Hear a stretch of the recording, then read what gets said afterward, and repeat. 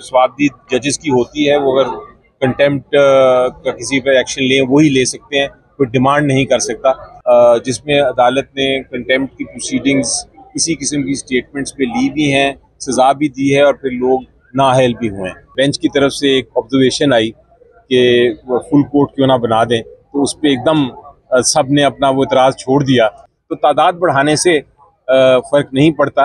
वो सवाल तो उठाना जायज़ है और हक है अदालत का, कोई भी सवाल उठाए जी, लेकिन उसका जवाब एक ही हो सकता है।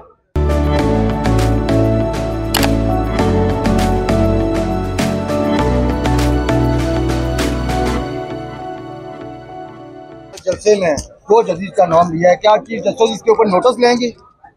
जी, आज ये बात रेज की थी कोर्ट में, ये बात आई तो जज साहिबा ने कहा कि आज तो हम देख रहे हैं जो मामला है इलेक्शन का, तारीख इसमें कौन फिक्स करेगा। आज ये मामला है, वो कंटेम्प्ट का मामला अलग है, उसको हम देखेंगे अपनी जब हमें इसकी ज़रूरत पड़ेगी या वक्त आएगा। मुझे यकीन है जहाँ तक कंटेम्प्ट का लॉ है वो तो बड़ा क्लियर है कि स्वाबदी जजेस की होती है, वो अगर कंटेम्प्ट का किसी पर एक्शन लें वो ही ले सकते हैं, कोई डिमांड नहीं कर सकता। लेकिन अगर वो एक्शन लेते हैं तो मुझे इतना यकीन है कि जो मरियम बीबी ने जो बातें की वो कंटेम्प्ट के मद में तो ज़रूर आती हैं। और आपके सामने माजी में बहुत सारी जजमेंट्स भी हैं, नाहल हाशमी की भी हैं और मुख्तलिफ और जजमेंट्स हैं जिसमें अदालत ने कंटेम्प्ट की प्रोसीडिंग्स किसी किस्म की स्टेटमेंट्स पे ली भी हैं, सजा भी दी है और फिर लोग नाअहल भी हुए हैं। तो ये पोजीशन है। अब देखिए अगर अदालत लेती है इसके ऊपर नोटिस तो फिर क्या रिजल्ट हो सकता है। एंड में अदालत माफ़ भी कर सकती है।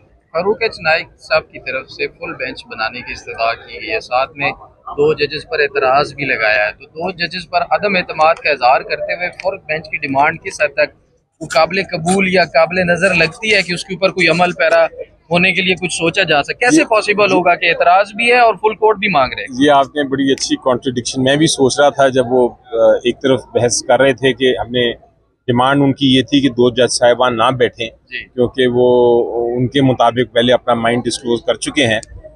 उसके बाद बेंच की तरफ से एक ऑब्जर्वेशन आई कि फुल कोर्ट क्यों ना बना दें, तो उस पर एकदम सब ने अपना वो इतराज़ छोड़ दिया और ये कहा कि आप फुल कोर्ट बनाएं। तो ये आपकी बात दुरुस्त है कि अगर आपको 2 जज साहिबान पे इतराज़ है तो फिर वो 9 मेंबर में तो इतराज़ रहता है, लेकिन फुल कोर्ट में इतराज़ ख़त्म हो जाता है। वो एक अजीब बात लगती है। ठीक है, समझ रहे हो इसके पीछे क्या वजह हो सकती है फुल कोर्ट की जो डिमांड किया जा रहा है? देखिए जी, ये फुल कोर्ट का डिमांड की मुझे वाकई समझ नहीं आती क्योंकि हमारे जो आइन है उसके तहत अगर 3 मेंबर बेंच भी फैसला करे वो भी फैसला हर एक के ऊपर लागू होता है। और बड़े बड़े फैसले हैं जो 3 मेंबर ने भी किए हैं, 5 ने भी किए हैं, 7 ने भी किए हैं, 9 ने भी किए हैं, 11 ने भी किए हैं, फुल कोर्ट ने भी किए हैं। तो तादाद बढ़ाने से फ़र्क नहीं पड़ता क्योंकि इसमें सिर्फ तशरीह उन्हीं आर्टिकल्स की है। वो चाहे 3 जजेस उस पर तशरीह करें, 9 करें, 11 करें, फुल कोर्ट करें, वो डिमांड की मुझे कोई हैसियत नहीं लगती। उसके अलावा चीफ जस्टिस साहब इंक्लाइन नजर आए अतर मिनल्ला साहब के पॉइंट के ऊपर जो उन्होंने कल उठाया कि क्या असेंबलियों की तहलील आईनी थी या नहीं, इसके ऊपर भी 3 सवालों में चौथा सवाल ये ऐड कर दिया गया। क्या आपको मामला उस तरफ भी जाता हुआ दिखाई देता है कि बैक गियर लग जाएगा और 1 महीने होने वाला पहले काम जो गैर आईनी है या आईनी नहीं है तो उसके तहत असेंबलियां दोबारा बहाल होने के चांसेस भी आपको लगते हैं ऐसा हो सकता है? देखें जी, मेरी नज़र में वो सवाल तो उठाना जायज़ है और हक है अदालत का, कोई भी सवाल उठाए जी, लेकिन उसका जवाब एक ही हो सकता है और वो जवाब की तरफ ज़्यादा गौर करने की ज़रूरत है। अगर आइन आपका कहता है कि वो असेंबली चीफ मिनिस्टर डिसॉल्व कर सकता है तो उसके बाद अदालत उसको रिव्यू मेरी नज़र में नहीं कर सकती। वो चीफ मिनिस्टर के पास ताकत है आइन में, या तो ताकत ना होती या आइन कुछ और कह रहा होता तो फिर जवाब इसका डिफरेंट हो सकता है। पार्टी चेयरमैन के कहने पर असेंबलियां तहलील की गई है, जस्टिस अतर मिनल्ला साहब का कहना है। इस सूरत में वज़राए आला को भी तलब किया जा सकता है कि आपने किसकी मर्जी से की है या क्यों की है? तलब करने की ज़रूरत नहीं है। वो तो स्टेटमेंट्स जो प्रेस में हैं उनकी चीफ मिनिस्टर की बड़ी क्लियर हैं कि मैंने अपनी मर्जी से किया है।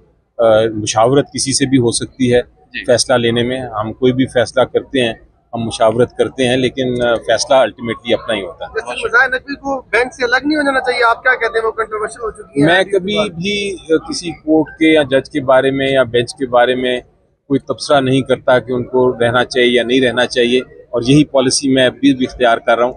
जज साहब की मर्जी होती है, वो करें या ना करें रिक्लूज अपने आप को। अगर वो कर देते हैं तो उनकी मर्जी, नहीं करते तो बैठ के वो फैसला आइन और कानून के मुताबिक ही करेंगे। सर क्या फिर आप भी बाद में इतराज करेंगे? 2 जजेस लाजा हो जाते हैं बेंच से, क्या फिर आप भी इतराज उठाएंगे? मैं नहीं उतरूंगा। मैं किसी जज के खिलाफ कोई किसी का, मेरे लिए हर जज जो है वो बराबर हैं जी, और हर जज कॉम्पिटेंट हैं। सुप्रीम कोर्ट के जज हैं, आफ्टर ऑल वो इस जगह तक पहुंचे हैं, सौदे तक, जिसपे बड़े बड़े लोग माजी में पहुंचे हैं, और उनका भी वही रुतबा है जो पहले जजेस का था और जो आने वाले जजेस का होगा। ये एक इंस्टीट्यूशन है, ये इसमें एक जज या 2 जज का आप रेफरेंस दे के इस इंस्टीट्यूशन को ऊंचा या नीचे नहीं कर सकते।